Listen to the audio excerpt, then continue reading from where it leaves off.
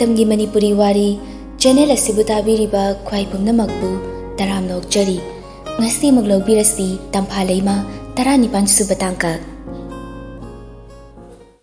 Chinkai gi mayumda leikai gi hal khara suleirami Harrison Tamphalakba ubada law mathata khalo si marasida phamu Sila amadi Tampha mathakta ka khalaglaga fami Harrisona Sida ngak tung famlambo ai cha putholake aduga Chinkai su koktorake Masi hairamlaga imungda changki Laisabi macha amada cha putho hairamlaga Chinkai gi manakta changdai Chinkai mama gi amadi mapa gi photo yenglaga kaptuna dairami Harrison Bye sum kaptuna leirabo sum kapaga leiradi nasadam ta yarari si lao mapandane nang unaba mi rawi lao ko Bye Ai sibu nahan muki mapokta kaya mukyam na kaiba thabak toram bigino mama mapaga kai na hanbi basibo nangi na tawdo ai sui mo ngamdri ai kari hayo haibano bai pharisi hogalo mapana mi lahobani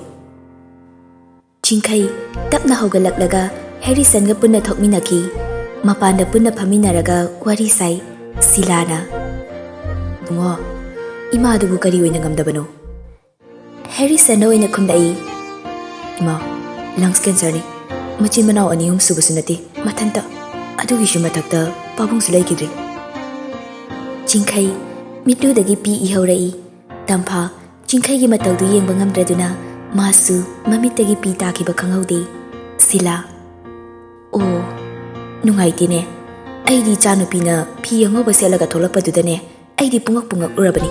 Ay nakaday da chatuy na hangbadane. Sir Chinkai gi mamadu laytri haya habaduda. Ay sunungay tadana hekta laklabani. Handakti, Chinkai na hangdai. Ma, chaga taklabo. Ay cha putholaki. Chinkai na haribadu, Tampha na kumlai. Yarni, thai. Ngaihak, wari watay sanaraba matungda, Tampha hoisu, mayumda halakli. Chinkai na lehoriba, mawang matawado, sumning singlaga.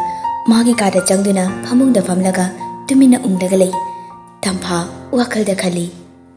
Tamo, nang na ima babong kaina bagi may chakang bada waram gada bada ayam na nungaiti karamba minabu mama mapa kaina kibada nok tu na lian bayarong gani Masi khalaga fiya do hong to I kabita ga ngan bagasu phone da wari sanarami ngan bana Tampha na kamai na khangni jano khangdi ado aina sum khan bada mama na ga harib zalo natraga na makhoi ani pau phongna badaga Asingbodo hainabadagi khangnariklibzalo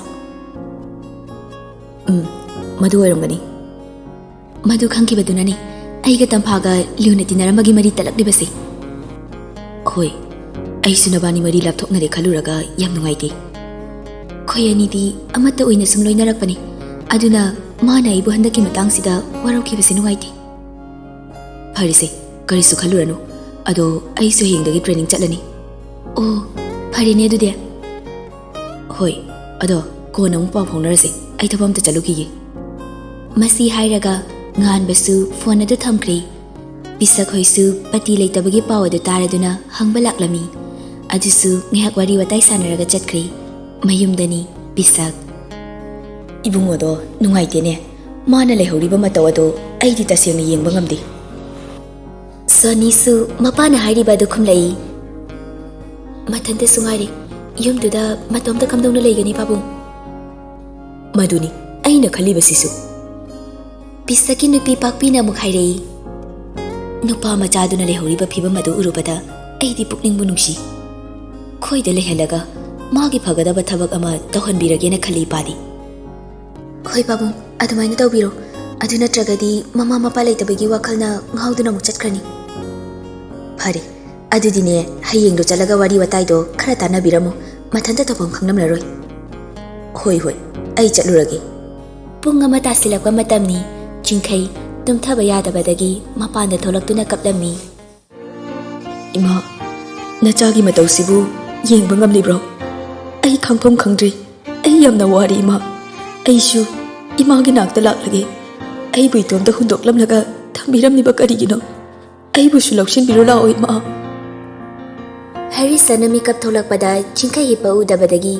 hook ꯍꯧꯒꯠꯂꯛꯂꯒ ꯀꯣꯏꯊꯤ ꯊꯤꯔꯛꯏ ꯄꯇꯤꯒꯤ ꯀꯥꯗ ꯆꯪꯗꯨꯅ ꯌꯦꯡꯂꯤ ꯂꯩꯇ꯭ꯔꯤ ꯑꯇꯩ ꯑꯇꯣꯞꯄ ꯀꯥꯗ ꯆꯪꯗꯨꯅ ꯌꯦꯡꯕꯗ ꯂꯩꯇꯕꯗꯒꯤ ꯃꯄꯥꯟꯗ ꯊꯣꯛꯂꯛꯇꯨꯅ ꯌꯦꯡꯕꯗ ꯐꯝꯂꯒ ꯀꯞꯇꯨꯅ ꯂꯩꯔꯝꯃꯤ ꯆꯤꯡꯈꯩꯒꯤ ꯃꯅꯥꯛꯇ ꯆꯪꯁꯤꯜꯂꯒ ꯇꯞꯅ ꯐꯝꯊꯔꯛꯏ ꯚꯥꯏ ꯑꯍꯤꯡꯁꯤꯗ ꯅꯪꯗꯤ ꯁꯤꯗ ꯀꯩꯗꯧꯔꯤꯕ ꯂꯥꯛꯑꯣ ꯃꯅꯨꯡꯗ ꯆꯪꯂꯁꯤ ꯚꯥꯏ ꯑꯩ ꯏꯃꯥ ꯍꯜꯂꯛꯄ ꯉꯥꯏꯈꯤꯒꯦ ꯏꯃꯥꯅ ꯑꯩꯕꯨ ꯁꯣꯏꯗꯅ ꯂꯧꯕ ꯂꯥꯛꯀꯅꯤꯌꯦ ꯏꯃꯥ ꯅꯆꯥꯕꯨ ꯂꯧꯕ ꯂꯥꯛꯑꯣ ꯑꯩ ꯏꯇꯣꯝꯇ ꯊꯝꯕꯤꯔꯝꯒꯅꯨ ꯑꯩ ꯌꯥꯝꯅ ꯋꯥꯔꯦ ꯏꯃꯥ ꯍꯦꯔꯤꯁꯟꯁꯨ ꯀꯞꯂꯒ ꯍꯥꯏꯔꯛꯏ ꯚꯥꯏ ꯅꯪꯕꯨ ꯀꯞꯄꯗꯣ ꯈꯔ ꯇꯣꯛꯑꯣ ꯀꯩꯗꯧꯔꯒꯦ ꯑꯩ ꯅꯪꯒꯤ ꯅꯇꯧꯁꯤ ꯌꯦꯡꯕ ꯉꯝꯂꯛꯇ꯭ꯔꯦ ꯂꯥꯛꯑꯣ ꯏꯃꯨꯡꯗ ꯆꯪꯂꯁꯤ ꯅꯪ ꯆꯪꯂꯝꯃꯣ ꯑꯩꯗꯤ ꯏꯃꯥ ꯍꯜꯂꯛꯄ ꯉꯥꯏꯈꯤꯅꯤ ꯂꯥꯛꯑꯣ ꯆꯪꯂꯁꯤ ꯍꯥꯏꯕꯅꯤ ꯆꯤꯡꯈꯩ ꯀꯞꯇꯨꯅ ꯑꯗꯨꯝ ꯂꯩꯔꯤ ꯍꯦꯔꯤꯁꯟꯅ ꯆꯤꯡꯈꯩꯕꯨ ꯊꯦꯝꯂꯒ ꯏꯃꯨꯡꯗ ꯀꯣꯜꯂꯒ ꯄꯨꯁꯤꯟꯈꯤ ꯑꯗꯨꯁꯨ ꯐꯃꯨꯡꯗꯨꯗ ꯃꯆꯤꯟꯗ ꯏꯃꯥ ꯏꯃꯥ ꯍꯥꯏꯗꯨꯅ ꯁꯣꯜꯂꯒ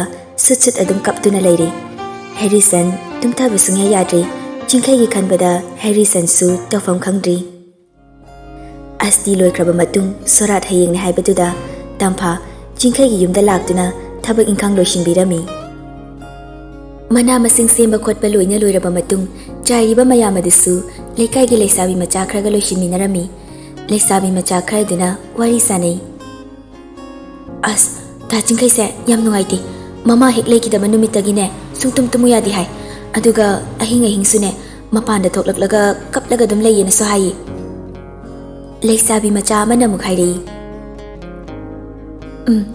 ꯅꯣꯡꯃꯗꯤ ꯑꯩꯗꯤ ꯁꯥꯔ ꯆꯤꯡꯈꯩꯁꯦ ꯀꯤꯕꯨ ꯀꯤꯔꯨꯔꯕꯅꯤ ꯑꯍꯤꯡ ꯃꯄꯥꯟꯗ ꯊꯣꯛꯂꯛꯄꯗꯅꯦ ꯀꯞꯂꯒ ꯃꯣꯏꯒꯤ ꯃꯥꯡꯒꯣꯜ ꯆꯨꯔꯤꯗꯅꯦ ꯐꯝꯂꯒ ꯂꯩꯔꯝꯃꯤ ꯈꯪꯗ꯭ꯔꯦꯗ ꯑꯩꯈꯣꯏ ꯃꯤ 2-3 ꯂꯩꯕꯗ ꯀꯔꯥꯏꯅꯣ ꯍꯥꯏꯔꯀꯥꯟꯁꯤꯗ ꯁꯥꯔ ꯆꯤꯡꯈꯩꯗꯤ ꯃꯊꯟꯇ ꯉꯥꯏꯔꯤ ꯈꯜꯂꯨꯕꯗ ꯑꯩꯗꯤ ꯌꯥꯝꯅ ꯅꯨꯡꯉꯥꯏꯇꯦ ꯂꯩꯁꯥꯕꯤ ꯑꯅꯤꯗꯨꯅ ꯋꯥꯔꯤ ꯁꯥꯟꯅꯕꯗꯣ ꯇꯝꯐꯥꯅ ꯇꯥꯔꯒ ꯆꯤꯡꯈꯩꯒꯤꯗꯃꯛ ꯈꯟꯕꯗ ꯌꯥꯝꯅ ꯋꯥꯖꯈꯤ ꯆꯤꯡꯈꯩ ꯀꯩꯅꯣ ꯆꯥꯛ ꯊꯣꯡꯕꯤꯔꯝꯂꯒꯦ ꯍꯥꯏꯔꯣ ꯇꯝꯐꯥꯁꯨ ꯆꯤꯡꯈꯩꯅ ꯍꯥꯏꯔꯤꯕ ꯑꯗꯨ ꯈꯨꯝꯂꯛꯏ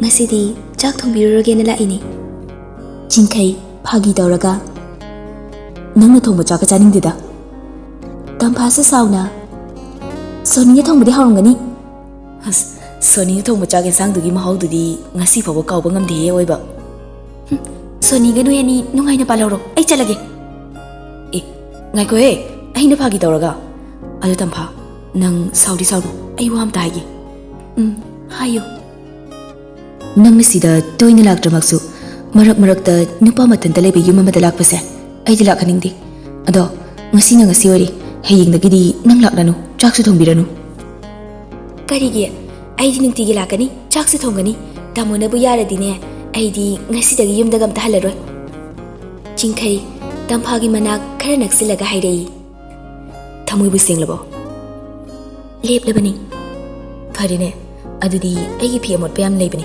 ꯈꯔ ꯁꯨꯗꯣꯛꯑꯣ ꯐꯤꯁꯨ ꯁꯨꯅꯤ ꯆꯥꯛꯁꯨ ꯊꯣꯡꯅꯤ ꯑꯦ ꯀꯥꯎꯏꯅꯦ ꯑꯩ ꯇꯥꯃꯣꯗ ꯄꯥꯎ ꯑꯃ ꯇꯝꯒꯦꯅ ꯇꯧꯕꯅꯤ ꯀꯔꯤ ꯄꯥꯎꯅꯣ ꯇꯥꯃꯣꯒꯤ ꯃꯥꯒꯤ ꯁꯣꯔꯥꯠ ꯅꯨꯃꯤꯠꯇꯣ ꯑꯗꯨꯗ ꯀꯕꯤꯇꯥꯗꯣ ꯑꯩꯈꯣꯏꯗ ꯂꯥꯛꯑꯝꯃꯦꯅ ꯍꯥꯏꯌꯦ ꯑꯗꯨꯗꯒꯤ ꯆꯠꯂꯒꯦ ꯍꯥꯏꯗꯨꯅ ꯊꯣꯛꯈꯤꯕꯒ ꯒꯥꯔꯤ ꯑꯦꯛꯁꯤꯗꯦꯟ ꯇꯧꯋꯦꯅ ꯍꯥꯏꯌꯦ ꯍꯥ ꯀꯃꯥꯏꯅ ꯇꯧꯔꯤꯖꯥꯠꯅꯣ ꯑꯗꯨꯗꯤ ꯅꯪꯗꯤ ꯆꯠꯂꯒ ꯍꯪꯕꯤꯔꯨꯗ꯭ꯔꯕꯣ ꯃꯥꯒꯤ ꯑꯣꯄꯔꯦꯁꯟ ꯇꯧꯕ ꯅꯨꯃꯤꯠꯇꯣ ꯑꯗꯨꯗ ꯉꯥꯏꯍꯥꯛꯇꯪ ꯆꯠꯂꯨꯏ ꯋꯥꯔꯤ ꯋꯥꯇꯥꯏ ꯈꯔ ꯁꯥꯟꯅꯔꯛꯀꯗꯕꯗꯨꯁꯨ ꯒ꯭ꯌꯥꯟ ꯇꯥꯅꯗ ꯂꯩꯍꯧꯕꯗꯨꯗ ꯁꯥꯟꯅꯔꯛꯇ꯭ꯔꯤ ꯅꯪꯁꯨ ꯄꯥꯎꯗꯣ ꯑꯩꯉꯣꯟꯗꯒ ꯑꯝꯇ ꯈꯪꯍꯜꯂꯛꯇꯕꯅꯦꯕ ꯀꯔꯥꯏꯗꯒꯤ ꯁꯣꯝꯗꯗꯤ ꯇꯥꯃꯣꯅ ꯏꯃꯥ ꯂꯩꯈꯤꯗꯕꯒꯤ ꯊꯋꯥꯏ ꯅꯨꯡꯉꯥꯏꯇ ꯂꯩꯔꯤꯉꯩꯗꯨꯗ ꯑꯗꯨꯃꯨꯛ ꯍꯥꯏꯖꯤꯜꯂꯨꯔꯗꯤ ꯑꯃꯨꯛꯀ ꯍꯦꯟꯅ ꯊꯋꯥꯏ ꯅꯨꯡꯉꯥꯏꯈꯤꯔꯣꯏꯗ꯭ꯔꯅ ꯑꯩꯅ ꯍꯥꯏꯗꯕꯅꯤ ꯑꯣ ꯐꯔꯦ ꯑꯗꯣ ꯑꯩ ꯆꯥꯛ ꯌꯥꯝꯅ ꯂꯥꯝꯃꯤ ꯅꯪꯁꯨ ꯆꯥꯛꯇꯣ ꯆꯥꯔꯒ ꯆꯠꯂꯣ ꯑꯩꯗꯤ ꯁꯤꯗ ꯁꯨꯝ ꯂꯩꯔꯗꯧꯁꯤꯕꯣ ꯍꯩ ꯀꯔꯟ ꯇꯧꯅꯨꯀꯣ ꯑꯩ ꯍꯧꯖꯤꯛꯅꯦ ꯌꯥꯝ ꯅꯥꯇꯩ ꯆꯥꯗ꯭ꯔꯤ ꯅꯪꯁꯨ ꯈꯪꯂꯤꯗꯨꯅꯤ ꯄꯥꯈꯠꯄ꯭ꯔꯥ ꯑꯩꯅ ꯅꯇꯧ ꯌꯦꯡꯒꯦ ꯇꯧꯕꯅꯤ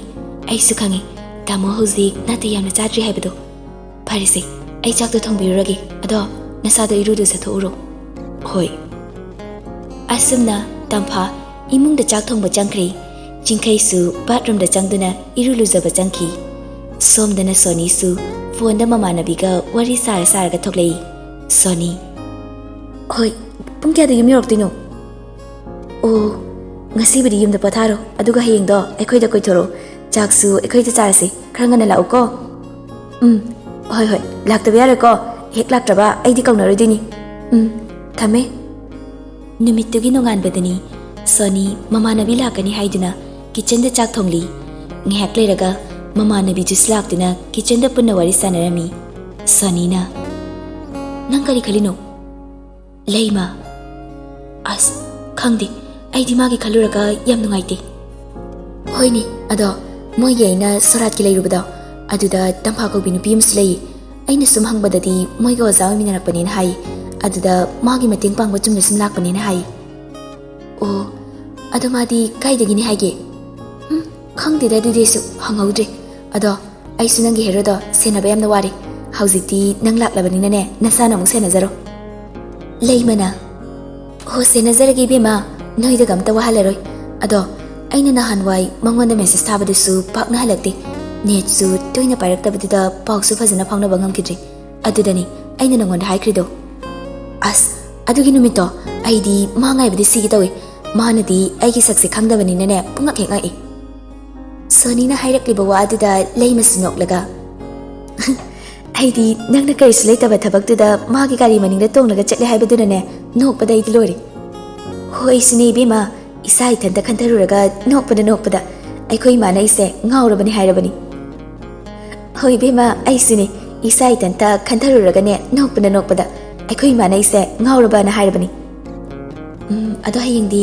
koiba chalusira hoine yai ado chakse sathokisi horen gyan tana wari sanarasi hoi asumna makoyani chakado loishiminarami Jinkai gi yumda Harrison khabar ama pairaga laklami Jinkai yopak ama pairaga inkol tawraga lei Harrison na Bye chak charabo chadrida ngasidi amadu laktrabo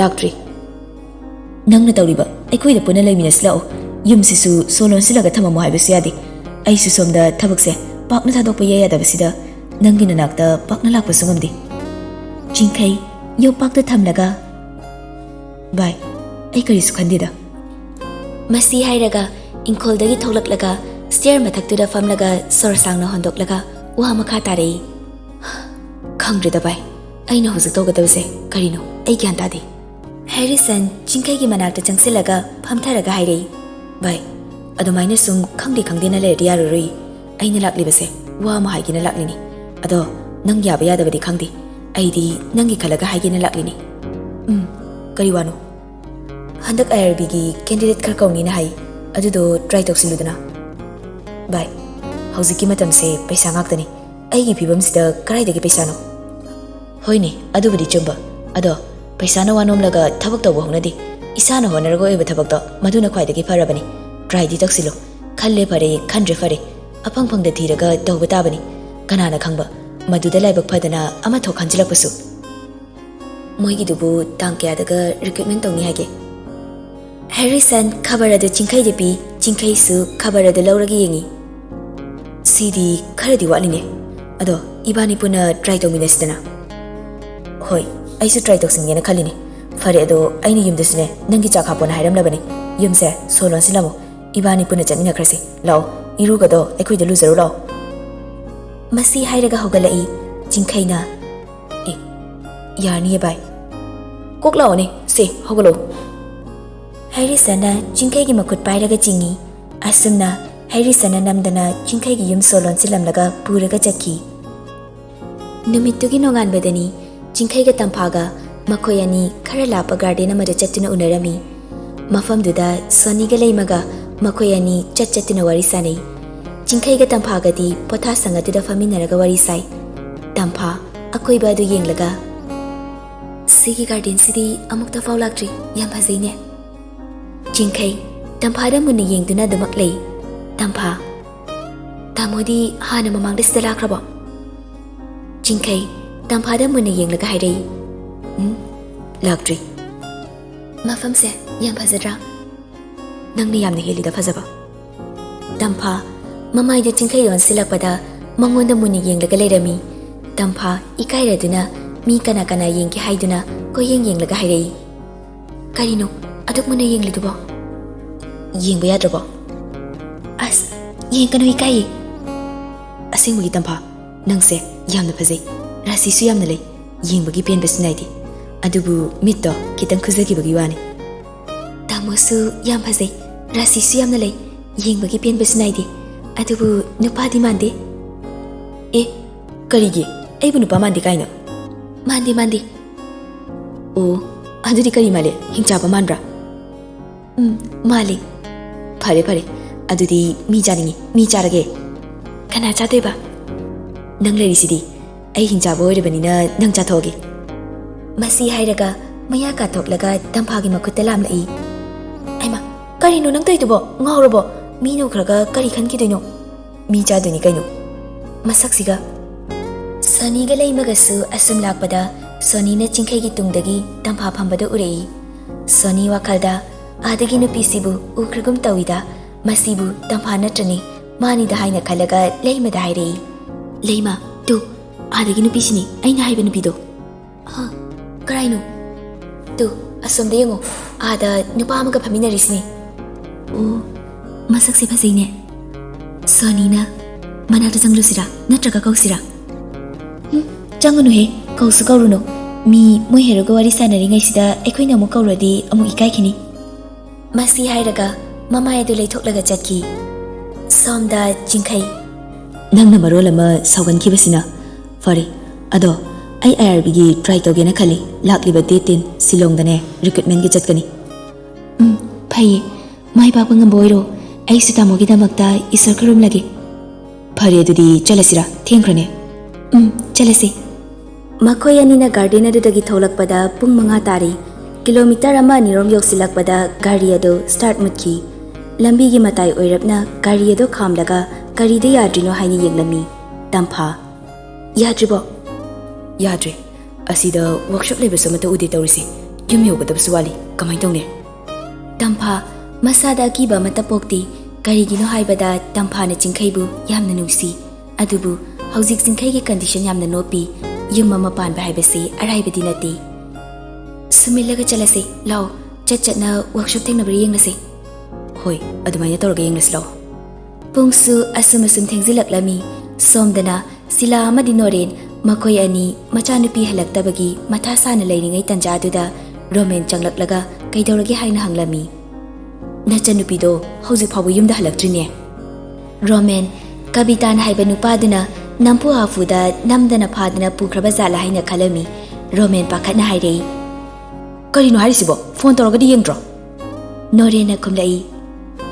Namana pa aikoidi karaidagi phone tawraga yengdoribano. Roman magi phone dagi Tamphada call tawsili.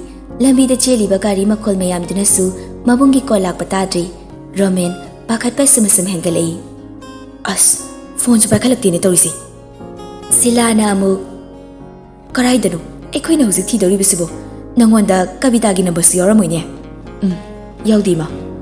Somdadi pakhatna badalori. Somdana workshop sa thenglada kamaina tawni haina chingkhai matha sarami. Chingkhai Harrison da call tawraga lawbala o hairami. Harrison su prap gari adu thogdorai. Chingkhai Tampha kamai tawne mamsu mame nang hauzik yumda muk changlubada noi mama hoi pabung hoina mu gangbiroidro. Tamo ayumda changma ngamlaroi. Chingkhai upai leita. Hoi fare akhoi dum sakhrase. Ngaihak leiraga Harrison su lakduna makhoi animak maningda tonglaga laklami. Chingkhai gi yumdi mi su leitabana Harrison gi yumda oina pusilami. Harrison Tamphaga chingkhai ga leinaba ka ama silaga lehalami.